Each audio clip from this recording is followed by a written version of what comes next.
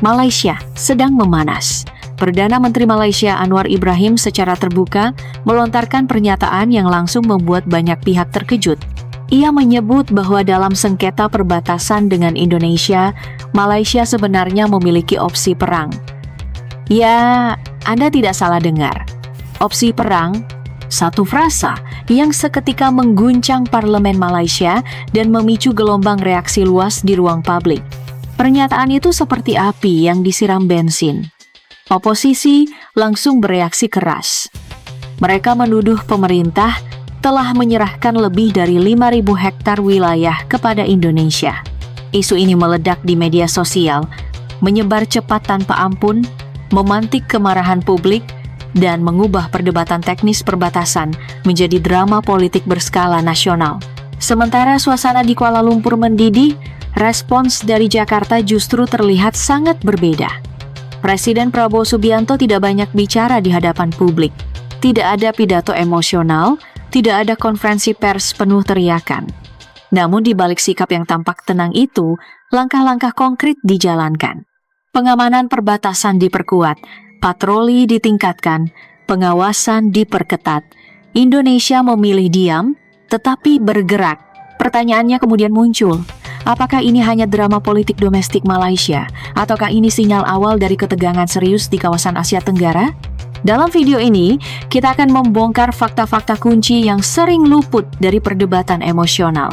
Mulai dari perjanjian lama tahun 1891 dan 1915, isu 5.987 hektar yang diperdebatkan, hingga langkah strategis Indonesia dalam menjaga kedaulatan tanpa memancing provokasi. Karena satu hal pasti, Indonesia tidak mencari konflik. Namun kedaulatan bukan sesuatu yang bisa ditawar. Tidak satu inci pun darat atau laut boleh diceroboh oleh siapapun atau dituntut oleh siapapun. Kita tidak menginginkan perang, tetapi justru karena itu kita harus siap menghadapi perang.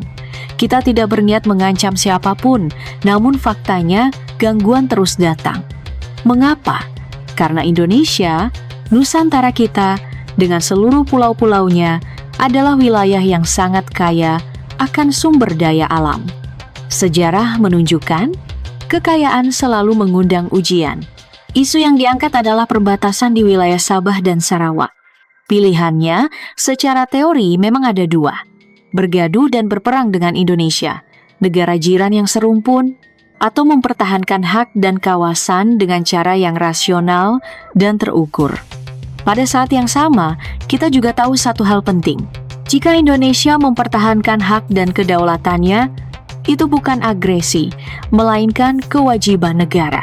Indonesia menegaskan kesiapannya untuk berperan jika diminta oleh semua pihak yang terlibat, tentu sesuai kapasitas dan kemampuan yang dimiliki.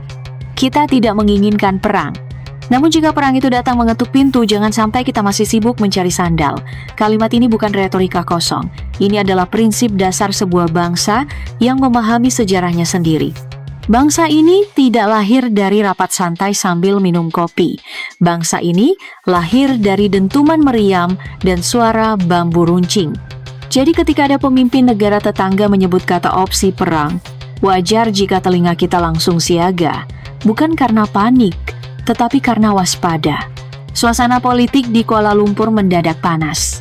Dalam sebuah dialog terbuka, Anwar Ibrahim dengan nada yang terkesan santai atau mungkin terlalu santai menyatakan bahwa Malaysia sebenarnya memiliki opsi untuk berperang demi mempertahankan wilayah perbatasan. Namun ia juga mengatakan bahwa jalan damai tetap menjadi pilihan. Disinilah letak persoalannya. Opsi perang disebut, meski diklaim hanya sebagai perbandingan ekstrim, masalahnya dalam politik internasional, kata-kata tidak pernah netral. Ini bukan obrolan warung kopi.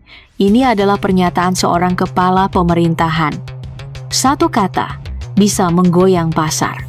Satu frasa bisa membuat pasukan siaga. Publik Indonesia tentu tidak buta. Kita tidak reaktif, tetapi juga tidak tuli. Kata perang bukan kata murah. Apalagi jika disebut dalam konteks perbatasan yang sejak lama sensitif. Wilayah seperti Pulau Sebatik dan kawasan perbatasan Kalimantan Sabah bukan halaman belakang rumah yang bisa dipindah seenaknya. Banyak pihak berargumen bahwa Anwar hanya ingin menekankan bahwa diplomasi lebih baik daripada konflik. Baik, itu bisa dipahami. Namun pertanyaan publik sederhana. Mengapa harus menggunakan kata perang? Mengapa harus membangkitkan bara lama yang sebenarnya hampir padam? Di titik ini banyak yang mulai membaca situasi lebih dalam. Jangan-jangan ini bukan soal Indonesia. Jangan-jangan ini justru soal politik domestik Malaysia yang sedang memanas. Karena jika diperhatikan, setelah pernyataan itu keluar, yang paling gaduh justru parlemen Malaysia sendiri. Sementara itu, respons Indonesia tetap dingin. Tidak ada reaksi berlebihan. Presiden Prabowo Subianto dengan latar belakang militernya memilih pendekatan klasik namun efektif. Perkuat pengamanan, tingkatkan kesiapsiagaan, dan tetap buka pintu diplomasi. Ini sering disalahpahami. Siap perang bukan berarti ingin perang. Justru, negara yang siap biasanya tidak perlu berperang karena pihak lain akan berpikir 1000 kali. Indonesia hari ini bukan Indonesia era 1960-an. Postur pertahanan berbeda. Modernisasi alutsista berjalan, latihan gabungan rutin dilakukan, teknologi pengawasan dipasang, patroli darat, laut, dan udara ditingkatkan. Pesannya jelas, kami tidak mengancam, tetapi jangan coba-coba. Dan sejujurnya Malaysia pun memahami kalkulasi itu. Konfrontasi terbuka dengan Indonesia bukan langkah cerdas. Secara geografis kita bertetangga langsung. Secara ekonomi, saling terhubung. Perang bukan hanya soal tentara, tetapi soal stabilitas kawasan Asia Tenggara. ASEAN selama ini bangga dengan stabilitasnya. Dua negara besar ribut terbuka akan membuat investor kabur, pasar goyah, dan rantai pasok terganggu. Semua pihak rugi. Ketika Anwar menyebut opsi perang, publik Indonesia membaca dua hal. Pertama, ada ketegangan yang nyata. Kedua, ada kesadaran bahwa opsi itu tidak realistis. Karena jika seseorang benar-benar merasa di atas angin, ia tidak perlu menyebut perang. Ia tinggal berjalan. Ketika perang disebut sebagai opsi yang tidak dipilih, itu artinya opsi itu memang berat dan berisiko. Oposisi Malaysia langsung menangkap momen ini. Mereka tidak peduli konteks. Mereka tidak peduli diplomasi. Yang mereka lihat hanya isu yang bisa digoreng. Gedung parlemen berubah menjadi arena adu serang politik. Anwar dituduh lemah, dituding menjual kedaulatan, bahkan dicap sebagai pengkhianat bangsa. Tuduhan yang sangat serius. Ironisnya, di saat suhu politik Malaysia memanas, Indonesia justru relatif tenang. Tidak ada politisi yang berteriak meminta pengerahan kapal perang. Tidak ada narasi provokatif dari pemerintah. Yang ada hanyalah pernyataan tegas namun dingin. Kedaulatan adalah harga mati. Kontras ini mencolok. Kuala Lumpur membara. Jakarta menjaga suhu. Bukan karena tidak peduli, tetapi karena memahami bahwa dalam konflik yang paling berbahaya bukan peluru, melainkan ego. Anwar sendiri mencoba meredakan situasi dengan memuji para petugas teknis, tim topografi, jaksa, pemetaan pertahanan, hingga personel militer yang harus masuk hutan demi memastikan garis batas sesuai fakta di lapangan. Ia bahkan menyindir oposisi agar tidak mencaci dan memaki tanpa memahami persoalan. Faktanya, isu perbatasan ini memang rumit. Ini bukan soal siapa paling galak. Ini soal sejarah panjang, warisan kolonial Inggris dan Belanda. Garis yang ditarik ratusan tahun lalu kini menentukan nasib ribuan orang.